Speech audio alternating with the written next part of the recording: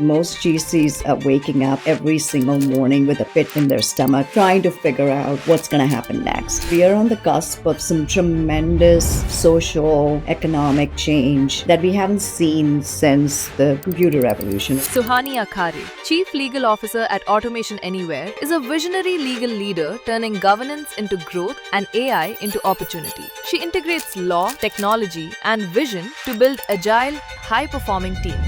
What do you think will never change, even though AI will be ubiquitous in next 5 years, especially in case of legal departments and law? The demise of law firms is just greatly exaggerated. When it comes to high stakes litigation, I'm not going to go to AI for the business strategy. How do good lawyers become great general counsels? Think of it from the perspective of solving a problem as opposed to solving a legal problem. The younger lawyers who are graduating from law school in 2025, do you think they will have difficulty finding jobs? You're not going to lose your job to AI. You will lose your job to another lawyer who's learned to master. Suhani, welcome to our show. Thank you so much for having me. Suhani, tell me, how do good lawyers become great general counsels? That's a great question, Amit. I think the key differentiator that I see is when lawyers are great, they're really serving in an individual contributor role. And they're doing great and they can take care of their tasks. They're really on point, they're really collaborative and have a very great result as a result of, all of the things that you're relying entirely on your own you're relying entirely on your own bandwidth, and you all it needs to succeed is to do everything that you learned in law school and apply all those results. I think the differentiator is when you start thinking more holistically about the entire organization and where law fits into the business part of it. That's the biggest change that I noticed when I was transitioning, because I was not thinking about my team as the legal team. I was thinking about my team as the broader executive team and how can I help them succeed? How are we thinking about our product? How are customers viewing it? And I think that that's a key transition that happened somewhere along the way, where you become the steward of the company strategy and are intimately involved in that. And to me, that was a big fundamental change. So because basically going beyond your individual contribution, looking at all stakeholders, taking help whenever needed, and don't be a specialist, be a journalist, and that's what they call general counsel. That's right. I mean, you definitely expand your mandate, but you can't simply be thinking about the legal aspect of it. You really have to think more about which direction the company is heading, how the legal team plays a part, how can you contribute to the larger mission, and that's where I feel the fundamental change happens. And I saw in your career path that you started your career from a law firm and moving on, and you went in-house, and now you are a chief legal officer at Automation Anywhere. How should somebody choose their career path? Should they become a partner in a law firm, or should they try to get in-house and become a general counsel? How should they choose their path? I think these paths often choose us as opposed to us choosing a Okay. path. I think the key is to remain very vigilant and aware and present when those transitions present themselves. I think that was my key path in the last few years, which is to just allow things to happen. And when opportunities came along, I learned to say yes to every single challenge. And I think that's a big transition. Often these routes are very serendipitous. You can't pinpoint whether you're going to go down the partner track or you're going to go down an in-house track. I really didn't. I always, when I came out of law school, I always thought I was going to be a partner at a law firm. And I quickly realized that that's not something I really enjoyed. I wanted one client and really dedicate my expertise to them and learn all aspects of business. So I would say don't focus on that. Just be very present to every single opportunity that comes your way. Mm-hmm. When you said, you want to be a business lawyer and not just specialize in a law firm for one particular aspect of law, how do you realize that about yourself? Like, for example, let's say if there are young lawyers who are listening to this conversation right now, the path will choose them. Okay, for a lot of people, I understand that very well. For a lot of people don't understand the path will choose you. What does it Yeah. even mean for them? Yeah. So, what I mean by that is do everything you can to Mm-hmm. get a broader understanding of the world itself. So, Mm-hmm. let's take, for example, somebody who goes straight from their undergrad into a law school environment. They Mm-hmm. really haven't had to deal with the day-to-day logistics of life, like getting an apartment for yourself, signing a lease, how insurance works, how your investments work, how do you think how banking works. So understanding the core systems, like, oftentimes I remember one particular incident where a very I'm a second career lawyer. So when I went to into a law firm, I was working with folks who had gone directly from undergrad to grad school and to law school. And one of the things I realized that they didn't understand what a deed of trust was, but I had bought a house. I was aware of that. And that doesn't mean that you have to wait until that long, but what that means is know and understand that there's a broader world, and law is just a very tiny part of it. But law can often serve as a framework and define the way things are done. So if you have that broader understanding, that'll just assist you so tremendously.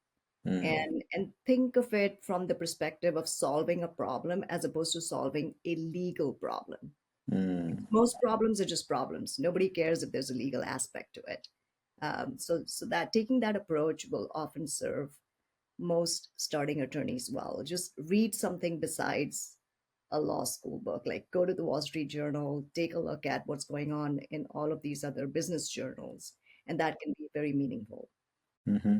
And Suhani, over your career from law firm to Seagate to Anaplan to now Automation Anywhere, you you have done a lot of variety of work. And if I have to ask you one thing which stood out in your career so far, toughest challenge so far, that which shaped you as a person, which shaped you as a lawyer, what would that be?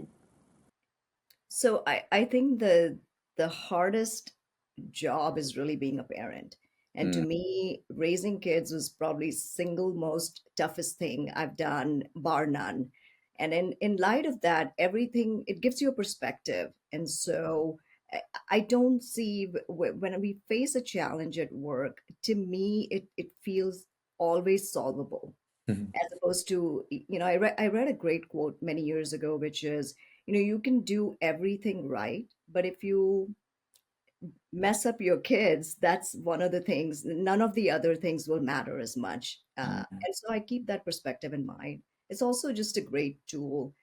Raising kids, having teenagers, you just have a very different perspective on life, and it keeps you very grounded. So mhm. I would say that's probably the hardest challenge. So what you're saying is, if somebody can raise kids, they can do anything. Pretty much, especially if you can get through the terrible twos and then the tween years and the teenage years, and you launch him off into the world. I mean, that's a tremendously wonderful asset. Yeah, they shape you as a person. The kids shape you as a person. Kids shape you as a human being, and they teach you patience. They teach you love. They teach you empathy. They teach you compassion, and all these are very beautiful skills to have in your business and personal life as well. Brilliant. Swani, if you had to go back to your early career days and got to give an advice to a younger Suhani, what advice would you give to yourself? I think my biggest advice to myself, and I've thought about this over the years a lot. My biggest advice would to myself would be assume good intent. Assume Mm, that everyone is trying to do the right thing, that everyone is trying to solve for something, and everyone mm, comes with their own perspective, which is okay. But if you just assume good intent, then you very quickly go out of the personal into solving a problem as a team, and that's a very very very mm, different mindset. So I've learned that, and I've really come to appreciate. And I just see like an immediate switch when we're just dealing with a problem as opposed to having personalities come into play, because everyone has a personality, but everyone wants to solve the problem. mm. This is very, very profound, assume good intent, because most people are arguing and struggling, fighting because they think, you know, why you don't have good intent perhaps. But people are not bad. They want to come into the room to solve a problem. And if you already assume that you have a good intent towards solving a problem, your perspective in the room will change, your energy will change, your aura will change, your vibe will change, the way you approach the problem will change. And that's pretty profound. That's very profound. Who did you learn this from? I think it's just been a series of wonderful bosses that I've had the opportunity to work with. And I try to see what made people successful. And I think a large part of it is just take the personality out of place and focus on the problem. So I think that to me, I would credit a series, a string of wonderful bosses who helped me come to that conclusion. So since you have read through a lot of books and articles on what makes people successful, so what make people successful? I think the drive is inherent, like that's table stakes. Everyone who has a drive to succeed will figure out some form of success, and the definition of success can change from person to person. Um, I think what really there is, I don't think there is one single key factor that defines success. I think the key thing that I would focus on if I were trying to be successful in life is to always have a growth mindset, always be a learner. You're always learning whether you like it or not. And if you can channel your learning in a manner that kind of propels you in a certain direction, that's even better. So I think that those are the key things. Have a growth mindset, allow your opinion to change. The opinions that you had when you were 20 years old is not going to be the same when you're 30 or when you're 40. And so allow for that change because you're growing as an individual every time you have that growth mindset. And to me, that's very powerful. It appears I'm talking to myself. I mean, I say the same things if somebody talks to me about hunger, drive, success, but I want to go a little bit deep in this. We all say, what, hunger and drive is what you need to do whatever you want in life. And you got to have a growth mindset and you got to learn, you got to allow your opinions to change. If somebody is lacking hunger and drive, how do you, what's the process of instilling hunger and drive? How do you make somebody hungry? How do you make somebody driven? That's a challenging question for me because I think I've always been naturally very driven. But to the extent we do find ourselves, there are lulls, there are phases. Be kind to yourself. You may be in a phase, you may still be trying to figure things out. Things may not have clicked in a certain way. And so allow for the possibility that things can change, will change, and explore your interests. I mean, I think that's what we do oftentimes. We try to find different TV shows or different things. I mean, you have to explore.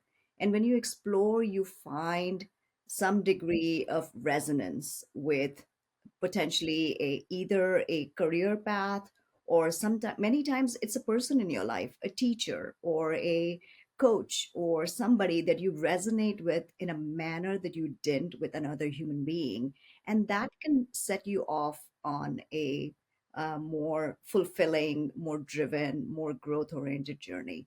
So I think it's important to find those mentors or those people around you, a friend, a parent, it can be a sibling or a relative, but somebody that you resonate with and somebody who can hear you out.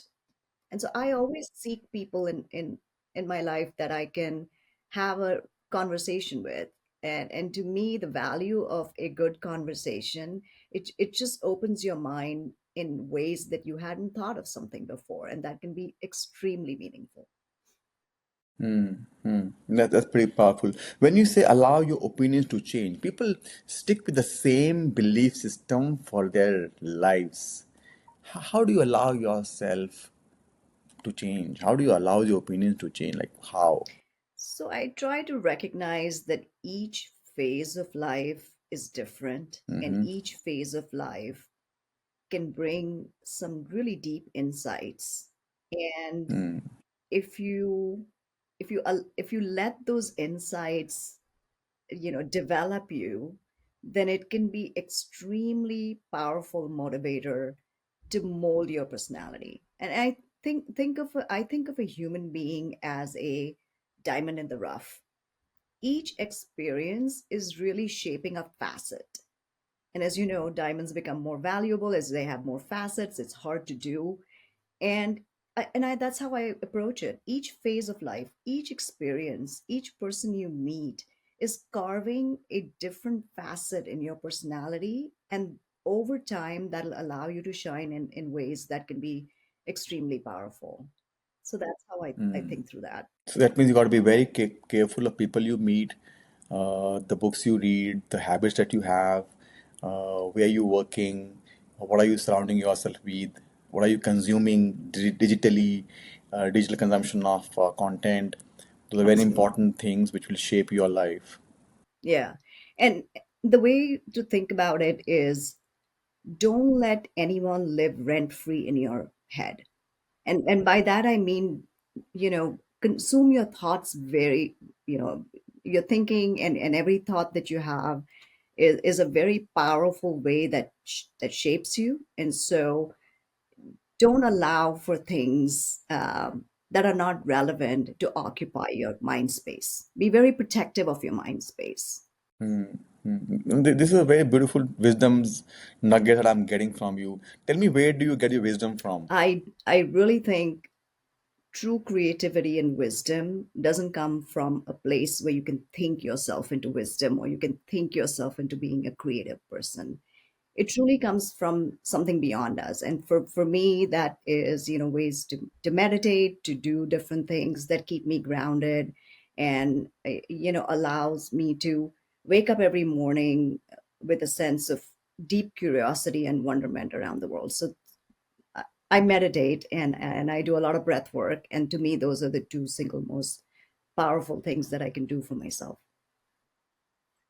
I can tell. I can tell. I mean, otherwise, it's very difficult to get these wisdom nuggets in just first 20 minutes of the call. Uh, so many wisdom points. It's impossible to get those without you going deep within yourself. I mean, we can keep exploring outside world for wisdom and knowledge, but they are not going to work for you unless we have the opportunity and the effort to go deep within.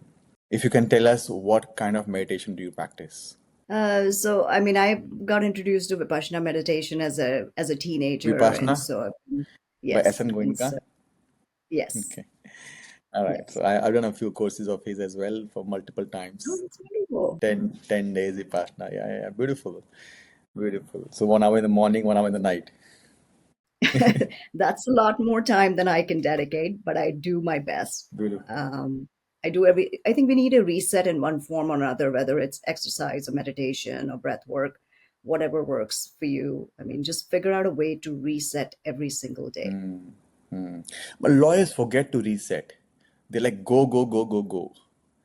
Um, and somebody told me, Amit, make sure, and they work very hard, they make a lot of money. And somebody told me, you know what, Amit, make sure you do not pay too much for your money. Uh, Yeah, that's a good one. do Yeah. you think people lawyers in the US are paying too much for their money? We give a tremendous amount of ourselves into our careers. And I think that balance only comes with time. Early on in your career, yes, you will be giving more than what you receive, but that's just part of growing up. At some point, you're going to recognize there's a way in which you can balance it, and I don't think balance there. I've never experienced personally work life balance. I don't know what that is. I think there are phases in life and there are times when you dedicate to your family, and there are times that you dedicate to your work. And it comes in phases. And so, as long as you're open and willing to, find time, we can always find 2 minutes to take a deep breath. I mean, no matter how busy you are. And so I think that's the component you're going to learn to a way in which you can bring these practices into your daily life. And it's not a huge time commitment in many instances. So I would recommend that find what works for you. You're going to find different modalities work for different people. And it's very critical early on to learn to figure out what makes you happy, what soothes you, when do you get dysregulated, and kind of work through some of that, because to me, maintaining a field of self-regulation is so critical in, especially in lawyering, where tensions run high, high stakes situations happen. You're often betting the farm. The company's credibility is and reputation is at stake. And so in all of those situations, I think that to get some form of grace under pressure, you need to have that internal oasis of calm in some ways. And you do that by protecting your time and your mental space, and doing all the things that are going to propel you into greatness when you have to make those decisions. Beautiful, beautiful. That's very empowering. You also spoke about coaches, mentors, role models. Tell us about that. I mean, what kind of coaches, mentor, role models do you follow? Yeah, I mean, to me, those personal relationships with your mentors are critical. So I will not go seek out somebody completely unknown to me to serve as my mentor, or what often has been called your board of directors, your personal board of directors. To me, those relationships develop organically, and it has to be someone who's invested in you and you're invested in their well-being. The basis of it is often admiration, friendship. It starts often in that manner, and then you realize that you have a lot to learn from this person. And so for me, it's really been a very organic process. When I found people that were just genuinely wonderful, authentic people, I just would gravitate towards them and want to understand, like, what makes them that way on a very regular basis. And so that was my journey, is that I identified when I met people that I came across that I valued, I took steps to maintain that relationship. And that's really served me well. I almost feel like I curate people just as much as others would curate a wardrobe. Hmm. Hmm. It's Beautiful. fun to be around these great people because they bring such a tremendous amount of energy, and really in times of in a challenging situation, they can guide you in tremendous ways. Beautiful. And you also mentioned, do you also coach and mentor young lawyers or young people? Younger. Wherever I can. I think that's such a critical time to be able to share a perspective, because you just never know, something that you say even in a public forum like this can resonate deeply with someone, Mm, and it can bring about that reset, or develop that hunger or that drive. So to me, that's a very important part of what I do. brilliant. So in let's talk about AI a bit. How is the role of GC changing with AI? I think most GCs are waking up every single morning with a pit in their stomach, trying to figure out what's going to happen next. And I think that we are on the cusp of some tremendous social, economic change that we haven't seen since the computer revolution or the industrial revolution. And there are these significant periods in human history. And this will be one of those where we're looking back and trying to understand, what does it mean to be a human? And I think this all of the technology and the innovation that's coming with it is progressing at an extremely fast pace that we have not experienced in the past. And that's where I feel like adaptability is going to be a key trait for people. In terms of making sure you're using AI in a manner that is going to really accelerate you. I mean, right now, all of the AI usage is around personal productivity. I think that's the tip of the iceberg. Helping you write a good email or a memo is really not the biggest value proposition that AI can bring about. What we'll see is some tremendous social change in the way work is organized. And we anticipate that that'll happen very, very rapidly. And so it really, the daily task for me is to just figure out how governance and security is managed, because it's very difficult to corral something that's entirely, we don't understand the scope of this well enough. And so that awareness is top of mind for me. So when you say that they're gonna see a massive change, social economic change from the advent of computer to now, I mean that's a very strong statement. If you can, an automation anywhere is in deeply doing this work while we speak. Tell us more about it. Tell us if you can give us some more details about it. Yeah, I mean, think about it. Just 5 years ago, automation meant you could take your workflows Mm, and use a bot to automate certain processes. mm, Well, what happens now with this force multiplier that AI has brought about? All the companies that have invested great amount of time and energy in understanding their processes, mapping their processes, are suddenly able to use the power of AI to pretty much unleash how work is being done across organizations. mm, And so you're it used to be that you did a certain amount of work and then you kind of handed it over to the next person. Well, what if your collaborator is an AI agent that's mm, helping you do that? Or what if you're thinking through, I mean, we look very, very strongly at the entire order to cash process. This is a very important process in all companies, right? How do mm, you go from your first sales pitch to actually collecting cash? mhm, And we think about this in great detail. Now, the order to cash process, for example, will transverse many different departments, right? mm, Your sales teams are involved, your accounting teams are involved, your finance, your legal teams are involved.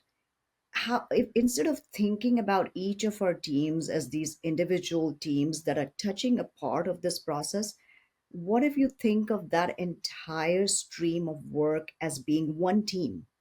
So mm, you're not thinking of your team in a vertical silo, that you're legal, you're going to pass it on to accounting, you're going to pass it on to collections or billing. You're thinking of that entire value proposition from order to cash. And when you think about that, do the traditional models of having a legal team and an accounting team, does that matter, or does it matter that everyone is working in tandem across that particular stream that's going to bring value to the company? And so I think that that is going to be a big mindset shift when we look at what might happen over the next few years, that the silos will have to disappear and will become more expedient and easier in many ways. mm, mm. That's I mean that's very powerful. I mean because thinking of a world where there are no departments like legal, finance, sales, marketing, and insights, people are just working to make things better and faster. That's a beautiful world to be living in. That's Yeah. very great. And this is not to suggest that, legal departments will become obsolete. I think Mm, what I'm trying to suggest is that the level of collaboration and how we think about things is going to undergo a market shift, mhm, and that how what that end result looks like is hard to predict. I mm, read something recently that somebody said it's easy to predict what AI will be 5 years down the road, but very hard to predict what it'll be 2 years down the road. mhm, And I think that we all, to some extent, understand that AI will be ubiquitous in 5 years, right? mhm, Nobody denies that. I think what's challenging is to see how this gets shaped over the mm, course of the next few years. And I think all of us are going to play a very significant role in how we shape this, not only for the purposes of work, but as a society, how are we going to adapt to this? And mm, so I feel there's just tremendous amount of potential and a tremendous amount of disruption that could happen. And we as a society are going to have to learn to figure out how to deal with it. mhm. Currently in automation anywhere, how big is the legal team? We're a very small legal team, so we have about 6 lawyers, and we have but however, we have a much broader mandate. So I have about 49 people reporting under me, but that includes everything from stock administration, corporate operations, facilities teams. So that's how I'm seeing that broader mandate come into play, which is your core team will of course be the lawyers and paralegals on your team, but really as legal chiefs and general counsels overall start expanding their business bona fides, that there is a strong possibility to lead all of these different departments, and oftentimes that's a very cohesive way to work. um, and that's what we are seeing. So yeah, we have a small legal core legal team is a very small team, but we have a much larger organization that reports to me, and it's just the way how we're changing and thinking about work. Hmm. So do you feel that with like small and a very efficient legal team, because you use a lot of AI, a lot of beautiful workflows, the amount of work that you guys can do now is far more, and therefore the reliance on the outside counsel is going to keep reducing in the future? So even the death of law firms is the demise of law firms is just greatly exaggerated. I think there's you the way you think about it is, if everyone is using AI, then everyone is on a level footing, right? What differentiates? You're still going to have a human making that differentiating factor, be it your litigation strategy or your IP strategy. Everyone's going to be empowered with AI. So it's really, there is going to be a human in the loop at all times that's going to drive this. And in terms of interacting with the delivery mechanisms will change, and law firms will adapt, and as will internal in-house legal teams, they will adapt. There is, I would say, there is greater reliance on some of the low hanging fruit. So initial research, etc., that can now happen very quickly with AI, and so that makes it a little bit easier. So the touch point of where you're going to outside counsel will be different, but it doesn't mean that you're not going to use outside counsel. There will be a form and a place for all of this, but as with a lot of things related to AI, it's TBD. Mhm. But the reliance will reduce. I mean, you guys, we can do more work in house than giving to a law firm. That's true. There will be components of it that will be that will lend themselves to automation to a certain extent. Hmm. But when it comes to, let's say, a high stakes litigation, Hmm. I'm not going to go to AI Hmm. for the business strategy. Hmm. Hmm. What do you think will never change, even though AI will be ubiquitous in next 5 years? What will never change, especially in case of legal departments and law? So one is definitely high stake litigation. I don't think I can truly answer that with any degree of intellectual honesty, Amit. We don't Mm-hmm. know. We don't know what will never change, what will always remain true. Mm-hmm. I think that's what will always remain true is, I think, the adaptability of the human spirit. I think that will always we'll figure out a way to evolve with this. We'll figure out a way, how this is going to pan itself out. And we just have to wait and watch. Mm-hmm. How do you think the younger lawyers who are graduating from law school in 2025, the first draft can be done by an AI like that, a lot of research can be done by an AI like that. These were tasks which were done by the fresh lawyers, fresh graduates, and now it's been done by the AI. Do you think they will have difficulty finding jobs?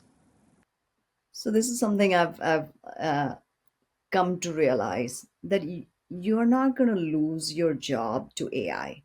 You will lose your job to another lawyer who's learned to master AI. And so, to the extent, I mean, this is a new tool. Add it to your toolkit, learn about it, develop that open mindset on how you can harness it, how can you leverage it.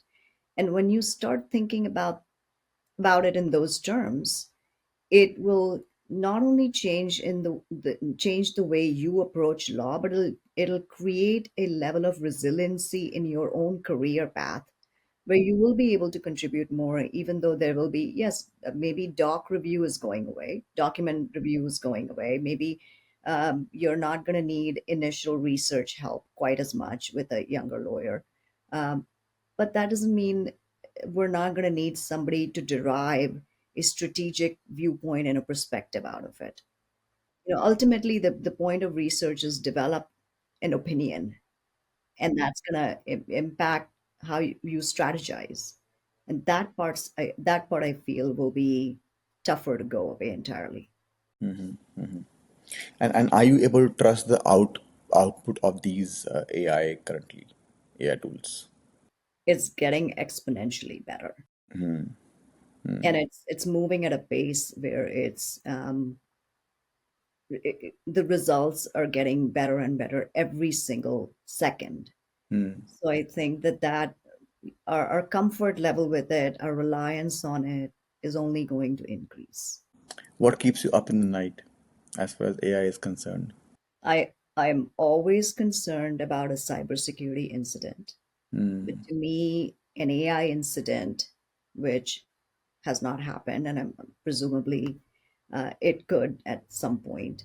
I think that's the thing that keeps me worried the most. I wake up at night thinking about, Can if, you elaborate it? I mean, look, cybersecurity has become just an omnipresent threat now. Eh, We all can only do so much to protect our organizations from it.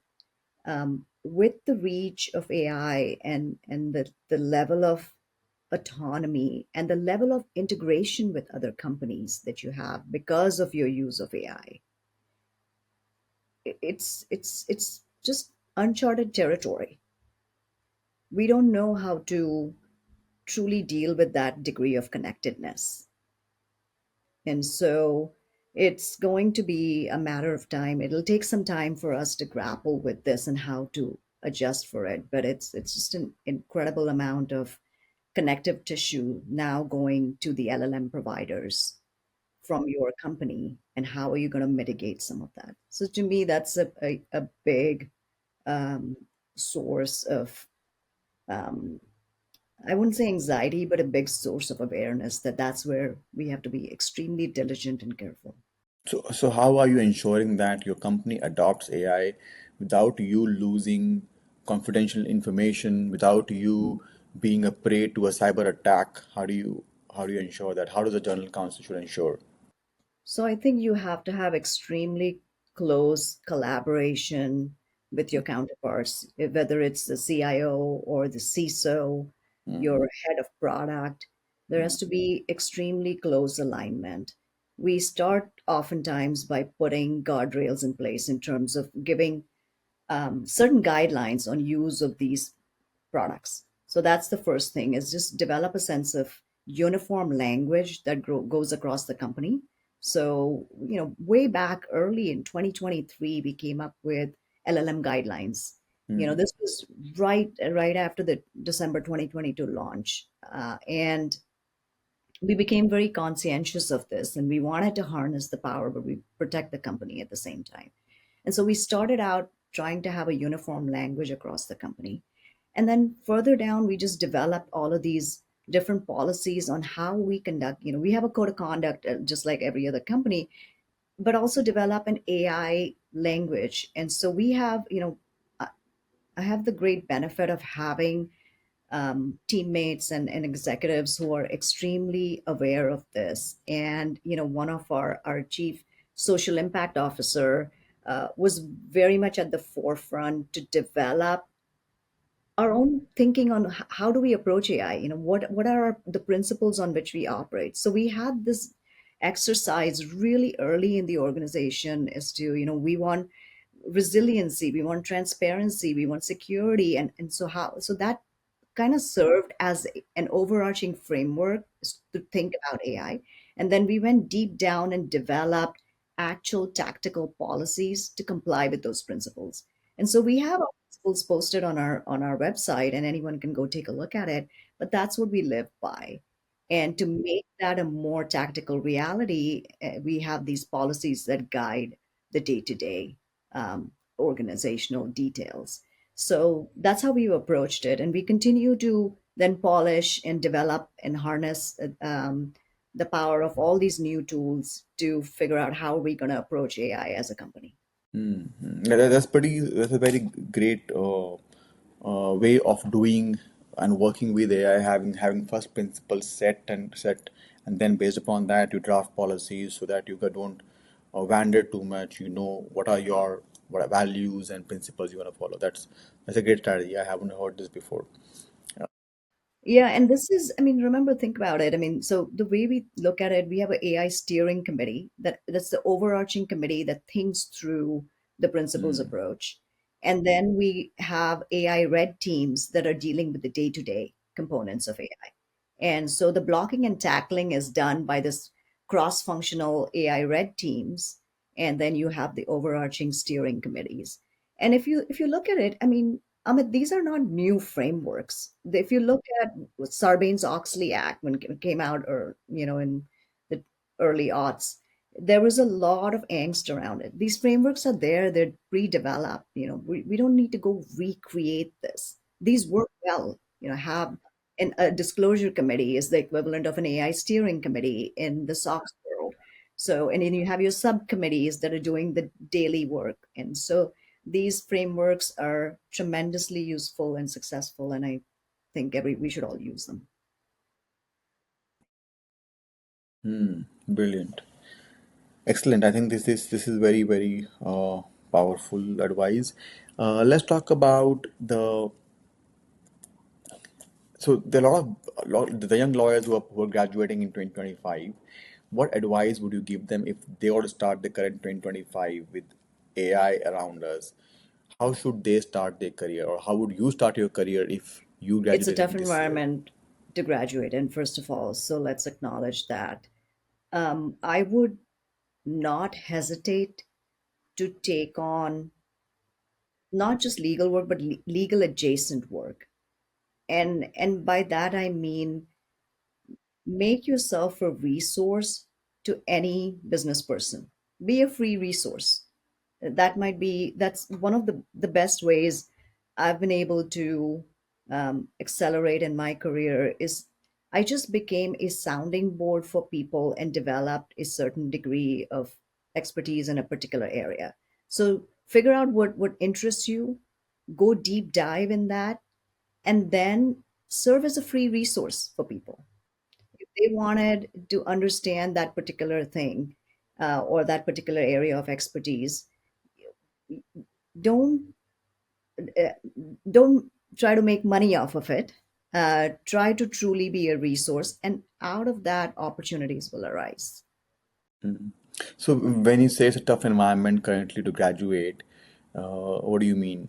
I mean, if you just look at the daily stats, companies are rethinking their workforce needs, with AI supplementing some of the tasks, and so that evaluation is impacting the new grads more so than some of the entrant jobs. I mean, it's hardly a day that goes by without news of layoffs somewhere. And so I think that is definitely a challenging environment for a new person to come in. We do see people landing on their feet eventually, but this is going to be a longer term trend instead of a 1 or 2 year dilemma. In your career so far, Sohani, what has been the toughest chapter of your life, and how did it change you as a person? That's really great. I think the any transitions within an organization can be a challenging time, and Transition. and Okay. change management is such a critical thing. And I would say probably, at Anaplan, moving from a private company, with the IPO, and then moving into your life as a public company, that is a mind shift has to happen. You have to rethink risk from a public company mindset, and that is very, very different way of thinking. And so to kind of permeate that risk mindset throughout the organization, from the executives to the VPs and SVPs, the middle managers, and further down. That's a big shift that happens, and I would say those are the toughest transitions, because it's not a legal issue at that point. It's you empowering people with the the knowledge to help themselves, because you can't manage every single employee and what they do, be it on social media and on the internet, but to kind of help them understand that there's a significant mind shift that happens. And it was not just with the larger employee population. Executives also are adjusting to that change. And so change management, communications, training, bite-sized trainings as frequently as possible, all of those things become very relevant. And so I think that that's probably the any major transition within the company, but for me particularly, that IPO was a big moment. Mm-hmm. And how does it differ working with a private company versus a public company? How does the role of a GC change? What you got to take care of in a private company versus vis-a-vis a public company? I think the key difference is risk calibration. And when you're a private company, oftentimes, if you're a smaller private company, there's just nowhere to go but up.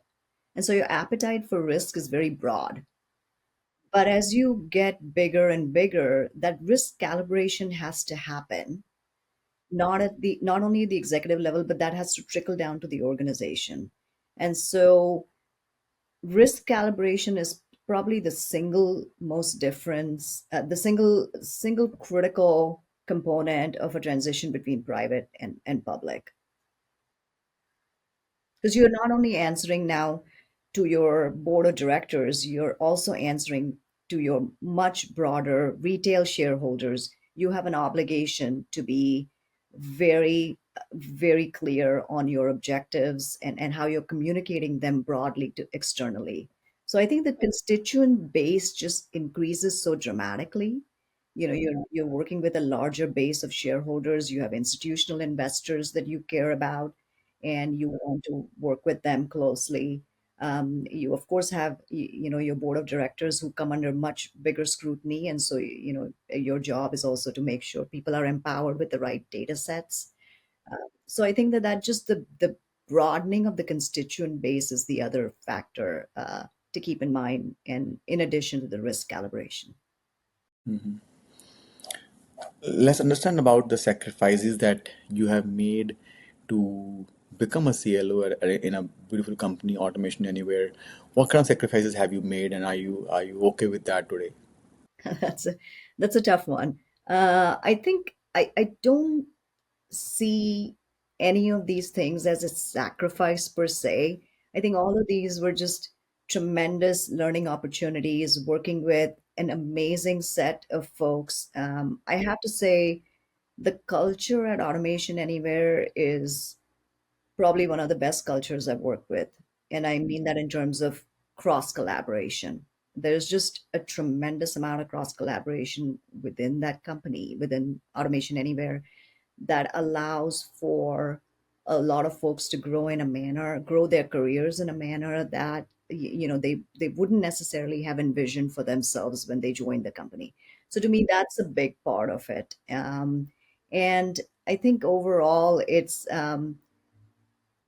there's no sacrifices. There's only learning moments and teachable moments and opportunities. And so I kind of just I don't think that I've had to sacrifice anything per se, other than time with my children. But that's one thing I would say, is that whenever you're working in an organization that's moving so fast, your time with your family gets limited. And I think that that's true of 99% of people out there. So I wouldn't necessarily call it a sacrifice. Hmm. Yeah, so and especially when your family gets less time with you, they value you more. They value the time more. That's the Uh, hope. nice. What does success mean to you, Sohani?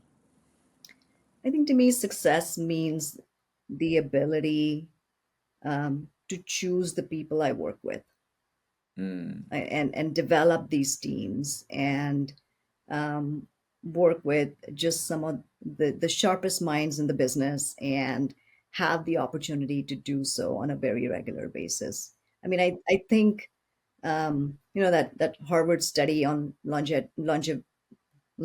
Longevity. longevity, that was Yeah. all about what makes you happy. And it was social relationships. Your relationships make you happy. And I think that that's the key thing that I would say is Mm. just the developing these great relationships keep us engaged and happy. You and I understand it very well. Why do you think most people do not understand that? I think it's something that is born out of experience.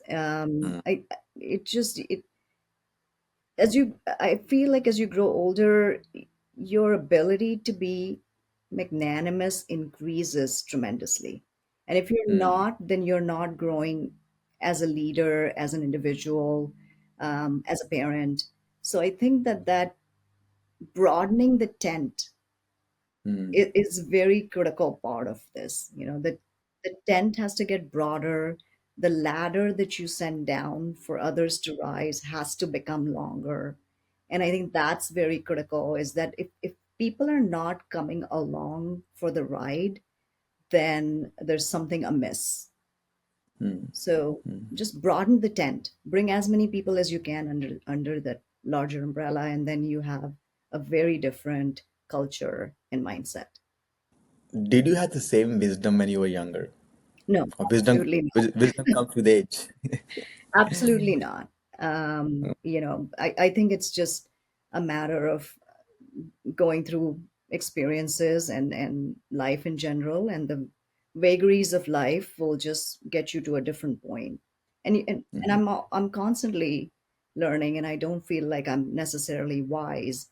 I just feel I've learned to live life in a manner that feels more regulated, more balanced, and from that, I feel it's a place where I can give more to my Mm. company, to my community, to my friends and family. So it's just it's a different place that comes from. So I really enjoy that part of it. Hmm. And if you had to give advice to your younger self, what would that be? We touched upon this earlier, but this is the core. I feel like you just learn to assume good intent. I would go Hmm. back and remind myself early and often that you know take take the perspective that most people want to do good.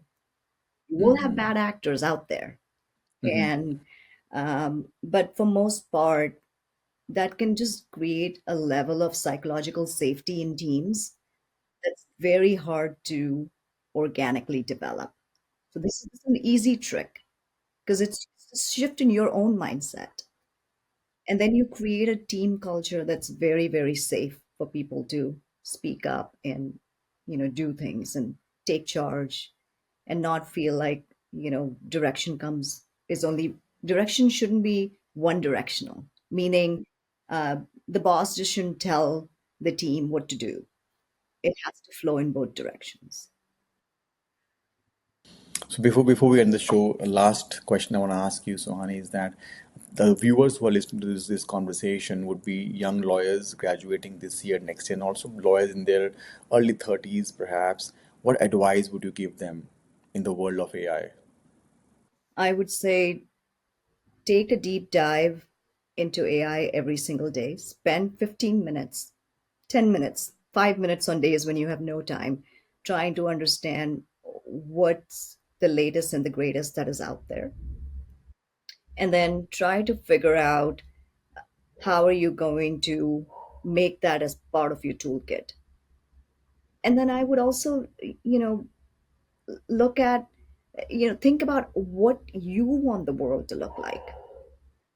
And remember that you have the ability and the power to shape it in that manner. So imagine what you want to see in the world. And that can be a great driver to use these tools. Because if you think the world is not working correctly, change it. And now you have this tremendous tool with you to help you enable that. So I think that this great innovation that's going to come from this generation, they're going to become more entrepreneurial. They are going to think through things differently than we did. There are going to be no set pathways anymore. And so I think that's extremely liberating to think about it, that if you think of your career as this open canvas, and the many tremendous ways in which you can take it. It's just incredibly powerful. And the core idea is going to be, we're probably not going to be doing the same things in our career. Like, oh, I'm a lawyer and I will always be a lawyer. That's true in probably the way you think about things in general. But will that mean that you will go out and do something different? Like, will you become a lobbyist for change, or will you do things? You can, of course, law is one of the most versatile degrees, right? You can use it in so many different ways. You can go into politics, you can do so many different things. And so, from that perspective, I think it's just keep that adaptability in mind and allow for change. My core advice. This is extremely powerful session, Suhani. Thank you so much for sharing your wisdom with us. I think people who are listening to you have definitely learned a lot, and I have learned a lot personally as well in this conversation. And I would want to thank you from the bottom of my heart for being so authentic, transparent, true, sharing your wisdom without any filters, so beautifully, so authentically, and truly grateful to you. Massive, great gratitude to you, and thank you for coming to the show. It's an absolute pleasure. Thank you for doing this. Thank you very much. Thanks.